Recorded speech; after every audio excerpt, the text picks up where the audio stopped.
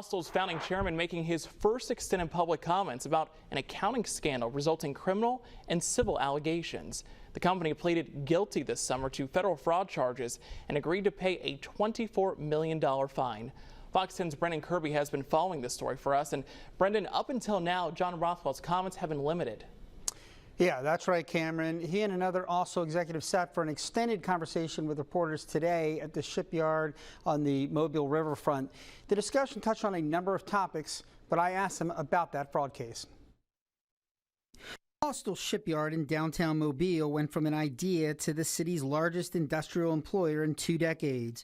But the Australian-based company has been roiled by a scandal involving 3 now former executives who face federal criminal charges related to allegations that they intentionally underestimated the cost of building littoral combat ships to boost the stock price. Those charges are pending in Mobile's federal court.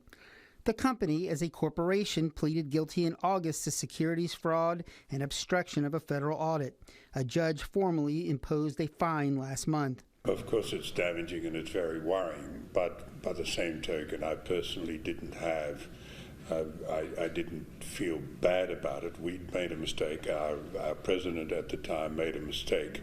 He didn't benefit from it, though, but nevertheless, it was a corporate mistake. That's John Rothwell, who was the founding managing director of Austal Limited in Australia in the 1980s. He led the company's expansion to Mobile and its transformation into a U.S. defense contractor with a growing portfolio. He stepped down in July as chairman of the company, but retains a position on the board. Austal USA's former president, Craig Perciavalle, has pleaded not guilty. Rothwell defended the former executive's intentions. He was a proud man, trying to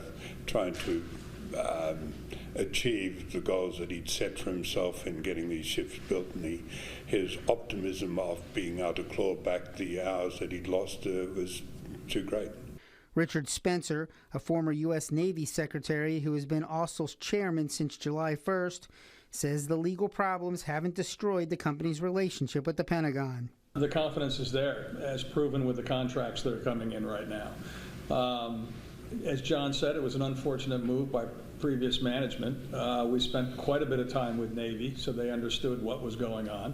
Both men insist Austal's future is bright.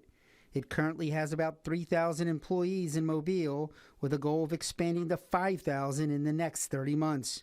They'll be needed to staff 2 new facilities under construction.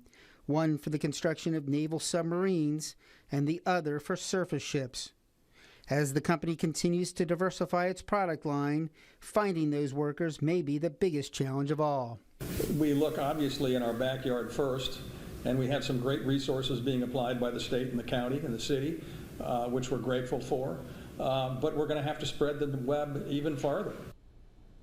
And Spencer says that means not only more jobs for folks already living here, but a boost for the economy by bringing new residents in as well. Now, as I said, Austal executives hit on a number of topics, and we'll have more of what they said on our website, fox10tv.com. Reporting live in the News Center, Brendan Kirby, Fox 10 News.